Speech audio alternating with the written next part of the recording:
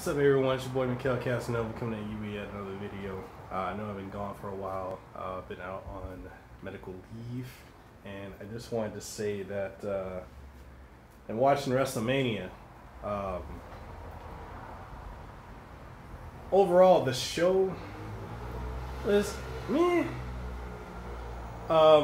Just because the stage was set with the first match, and that was AJ Styles versus AJ Styles versus Shane McMahon. So that was, to me, one of the best matches I've seen in quite some time. And if there's anyone I feel WWE should build their company around, I think it should be AJ Styles, truthfully. However, following that, the Chris Jericho, Kevin Steen, or Kevin Owens match was underwhelming. We all knew that Jericho was walking out. Well, he's leaving or retiring temporarily like he always does on his sabbaticals. Following that, then we had that match with the Hardys returning and capturing tag team gold, which is really cool.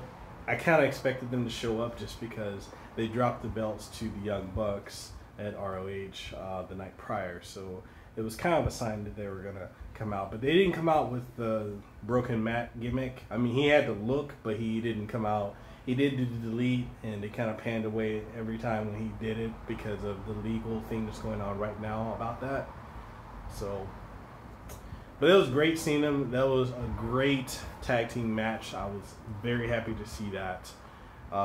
Yet other underwhelming matches as well. Following that with the I didn't care for the Raw women's title. I would have liked to have seen Nia Jax win, but apparently they went with Bayley, who, to me, I think she's a phenomenal wrestler. I just don't think she's ready for the big time right now. So, she went in with the title, left with the title, which we'll see how much longer she'll be holding on to that. Maybe she'll drop it at Payback. Maybe she'll drop it on live TV. I'm not a fan of Bayley. I mean, she's a great wrestler, don't get me wrong, but she's just not a very good. She just should have stayed in NXT a little bit longer. Now, Ember Moon, bring her to the main roster. Asuka, bring her to the main roster. From there, we're going to talk about what other matches? We had the SmackDown women's match. We all kind of knew Naomi was going to win. That wasn't anything unexpected. I kind of figured that was going to happen. That match was okay, short. John Cena, Nikki Bella, and the Miz and Maurice match, I didn't care for it. We knew John Cena was going to squash the Miz. Great build up to it, but again, Big Max John comes through and he does what he always does, and he wins. So we all knew that was coming. To me, underwhelming match, with a proposal, which kind of figured was coming. What other matches were the two world title matches? My issue with that is just for the simple fact that they were, if you combine them, they were less than 15 minutes. The Goldberg-Lesnar match was like 4.5. The Randy Orton-Bray Wyatt match was about 10 minutes total. I liked more so the Lesnar Goldberg match, but please, Lesnar, you need to get more moves in your repertoire other than suplex, F5 match. Like, come on, man. We know you're a beast. Act like one. Be fucking savage, okay? I want to see you just destroy people. But I do want to see that rematch between you and Goldberg. Definitely better than the match in 2014, or 2004, rather. Lesnar, the Orton, Bray Wyatt one. Again, Bray Wyatt loses his Mania. I don't know what WWE is doing with this guy. Putting the title back on Randy Orton again. He's a 13-time champion. I just don't know what you guys are doing at this point. It was very underwhelming. Then going to the main event, Taker versus Roman Reigns. Now, we all know Roman Reigns is one of the most hated wrestlers right now. Technically speaking, he is one of the best big men his size. I'll give him that. He's pretty good in the ring. I mean, green, but he's pretty good.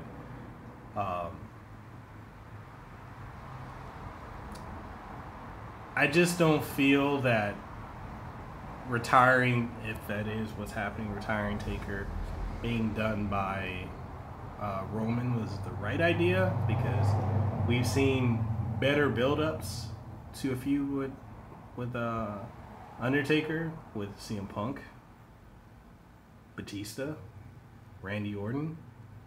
Do I need to continue? Like, we've seen better ones. But then again, this is the third year in a row that Roman Reigns is the main event, in the main event of Mania. And just goes to show you, it's a big FU to all the fans. And, you know, it just goes to show that the machine is behind Roman, okay? He is here to stay, he's their guy, and it's just, it is what it is. But enough about Roman. Now, this is the part about The Undertaker. I'm 28 years old. I'm going to be 29 this year. And seeing The Undertaker in his current state, how he was tired and just struggling throughout that match, was hard for me. I remember being 3 years old, watching him and being a fan and terrified. You know, you hear his music, see him come out, get goosebumps, right? I still do. And to see someone that I have grown up watching, loving, adoring, looking up to see their final match, if that is what it is, it's kind of emotional, you know. Lifelong Undertaker fan, and you know, Taker, for all the years you've given us of yourself, you know, phenomenal matches. Thank you. Thank you, Taker. It's hard seeing you know, put your gear down and walk off like that, but every cowboy got to ride off into the sunset someday. So, thank you, Taker.